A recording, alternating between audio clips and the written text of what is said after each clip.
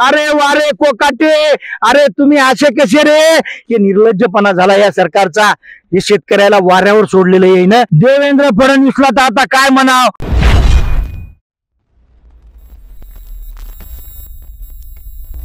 आता मी सध्या गोदावरी नदी पात्रात आहे. स्वाभिमानी शेतकरी संघटनेच्या वतीने गोदावरीच्या नदी पात्रात आंदोलन चालू आहे शेतकऱ्यांच्या विविध मागण्यासाठी. तर आपल्या सोबत किशोर ढगे आहेत स्वाभिमानी शेतकरी संघटनेचे. त्यांना आपण विचारून नेमकं त्यांच्या मागण्या काय आहेत. किशोर भाऊ, तुमच्या मागण्या काय नेमक्या? सर्वप्रथम मी तुमचे आभार व्यक्त करतो की जीव मुठीत धरून तुम्ही 1 फुटाच्या त्या तराफ्यावर इथपर्यंत आलेला आहेत. इथं पाणी 70 फूट खोल आहे. हे बी अवस्था तुम्ही बघितली तर हे सगळं मोडकळीला आलेलं आहे. आम्ही सरळ आमची मागणी अशी आहे की जिल्ह्यामध्ये आम्ही 18 जानेवारीला आंदोलन केलं होतं, जलसमाधी आंदोलन. 4 तास पाण्यात राहिल्यानंतर जिल्हाधिकारी आणि जिल्ह्याचे पालकमंत्री मेघना दिदी बोलल्या होत्या की अजित दादाला बोलून राज्य सरकारकडे जी 99 कोटीची सबसिडी बाकी आहे ती मी अजित दादाला सांगून कंपनीच्या खात्यावर वर्ग करायला लावते आणि लगेच शेतकऱ्याच्या खात्यामध्ये दुसऱ्या घंट्यात पैसे पडतील. आज 30 दिवस झाले पालकमंत्र्यांनी दिलेला शब्द फिरवला, म्हणून आम्हाला जीव मुठीत धरून या 70 फूट पाण्यामध्ये आमरण उपोषणला बसावं लागलेलं आहे. आणि एकीकडे अजित दादा परतूर मंठ्याला कार्यकर्त्याचा प्रवेश घ्यायला आले आणि तिथं सांगतात की लाडक्या बहिणींनो काळजी करू नका, मी मंत्रालयातून येताना 3500 कोटीच्या चेकवर सही करून आलो, आता तुम्हाला ह्याच महिन्यामध्ये तुमचे पैसे पडतात. दादा, आमच्या परभणी जिल्ह्यामध्ये 1 जानेवारी 2025 ते आज तारखेपर्यंत 18 शेतकऱ्यांनी आत्महत्या केल्यात. दादा, आमच्या हक्काचा पीक विमा द्या. आमचं सोयाबीन सगळे गेले, आमचा कापूस सगळा गेला, आमच्या सोयाबीनला कुत्र सुद्धा विचारीने. दादा, निवडणुकीमध्ये तुम्ही आला गेलता, तुम्हा सोयाबीनचा दाना दाना सरकार खरेदी कराल, अर्ध्याच खरेदी केला आणि अर्ध्यात आम्हाला वाऱ्यावर सोडलं. हे वागणं बरोबर नाही. आणि दुसरी गोष्ट, एकनाथ शिंदे यांनी सांगितलं होतं शक्तीपीठ महामार्ग मी रद्द केलाय. शिंदे साहेब, तुमचा शब्द फार बोलून तोडून मोडून असतो.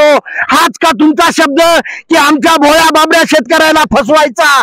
एकीकडे सांगता रद्द केला आणि दुसरीकडे आमच्या जीवावर, आमच्या आयुष्यावर वरवंटा फिरवता आणि हा मार्ग तयार करता. आमच्या 4 मागण्या प्रमुख आहेत.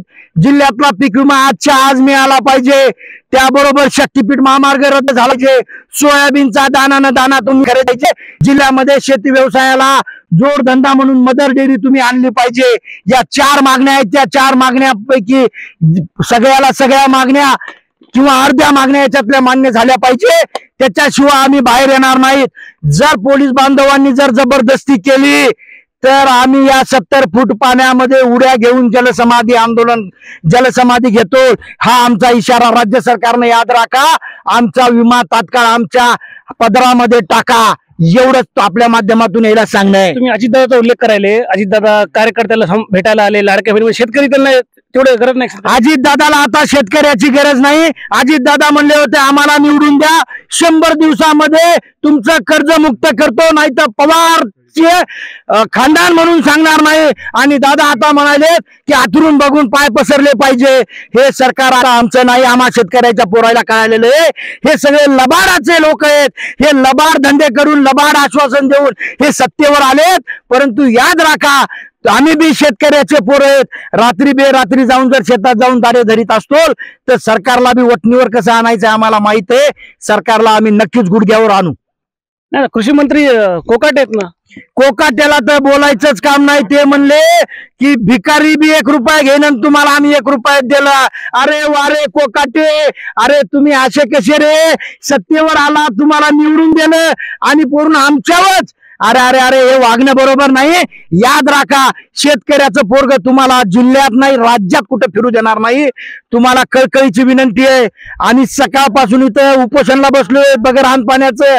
तुम्ही तात्काळ मंत्रालयातून आदेश द्या, सोयाबीन बी खरेदी करणार आणि हक्काचा पीक विमा बी देणार, त्याच्याशिवाय आम्ही बाहेर येणार नाहीत. दुसरं काही आमची मागणी नाही. विम्याची गोष्ट करायला देवेंद्र फडणवीसांनी मोर्चा काढला होता लातूर ते नागपूर, आणि तुम्ही आता नाव घेतलं अजितदादाचं, शिंदेचं, पण देवेंद्र फडणवीसांचं नाव घेतलंय तुम्ही. देवेंद्र फडणवीसला तर आता काय म्हणाव. निवडणुकीमध्ये म्हणले आम्हाला निवडून द्या भरघोस मतानं, तुम्हाला आम्ही 6000 सोयाबीनला भाव देतो आणि 9000 कापसाला देतो. आता ह्या निवडणुकीमध्ये 25च्या परंतु त्यांनी काय केलं, जसे सत्तेवर आले तसे फक्त इकडं तिकडं आणि पुढच्या निवडणुकीच्या बांधणीवर लागलेले आहेत. अरे याच्याकडे आमची काय, याला काय बोलावं, हे इतके निर्लज्जपणा झाला या सरकारचा. हे शेतकऱ्याला वाऱ्यावर सोडलेलं आहे ना. जाती जाती धर्मामध्ये हे भांडणं लावायलेत. शेतकऱ्याचं मात्र यांना काही घेणं देणं पडलेलं नाही. परंतु आम्ही या गोदामाईच्या पात्रातून तेव्हाच बाहेर येऊ जेव्हा पीक विमा आणि सोयाबीन खरेदीचा आदेश निघतील त्यावेळेस. तर आपल्या चॅनलच्या माध्यमातून तुम्हाला असेच नवीन नवीन व्हिडिओ पाहायला मिळतील, कारण आपलं काम आहे गोरगरीब शेतकरी कष्टकऱ्यांचे प्रश्न मांडणे. चॅनलला सबस्क्राईब करायला विसरू नका आणि पाहत राहा चौथा स्तंभ.